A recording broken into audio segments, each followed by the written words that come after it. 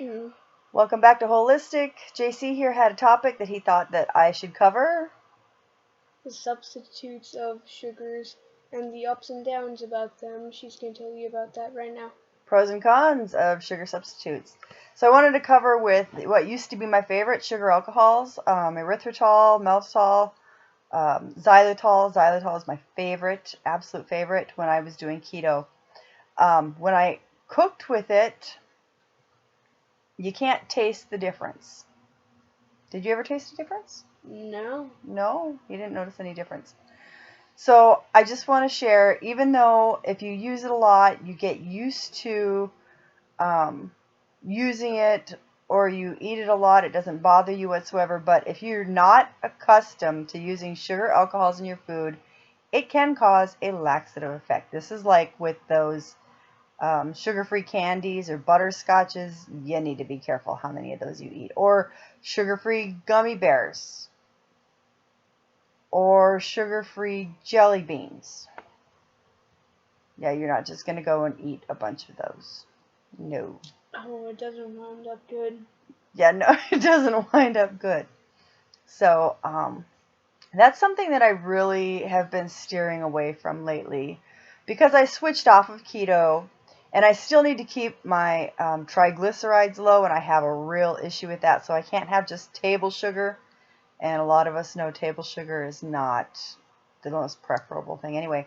So the next thing that came out that was really popular for a while, because you could basically grind the leaf and it works, is stevia, which is a great sweetener. However, it has a weird aftertaste.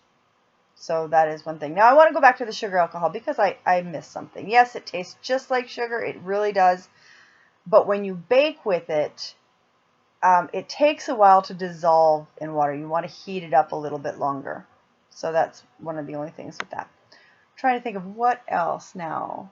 Lately, my thing is monk fruit. So I've gone on to monk fruit. And what?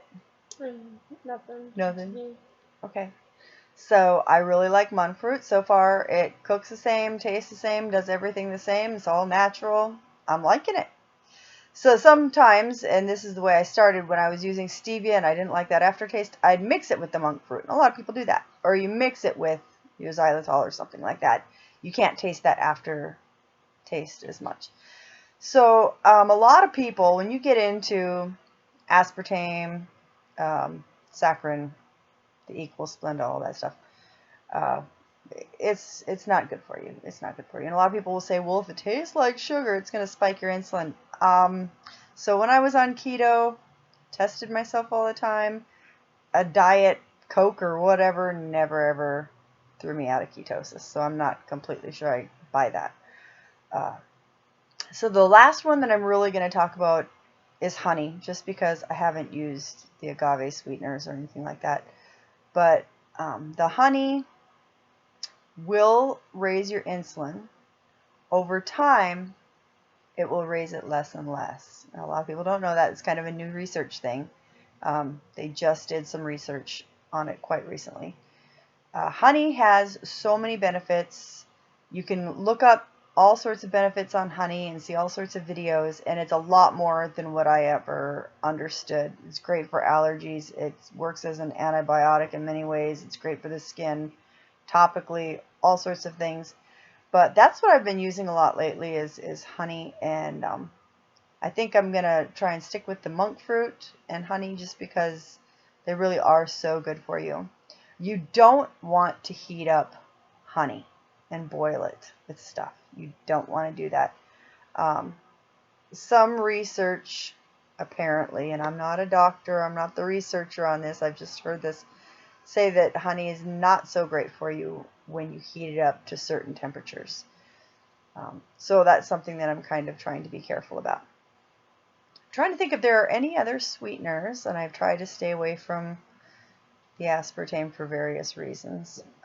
And you can get into the whole medical thing of that, do your own research, because people will argue about that all day long. But what other sweeteners are there? I can't think of any others. If I do think of any others, I'll bring it back to the table. But thank you for watching. If you like the content, like and subscribe. Yeah. Yeah. think you should comment down below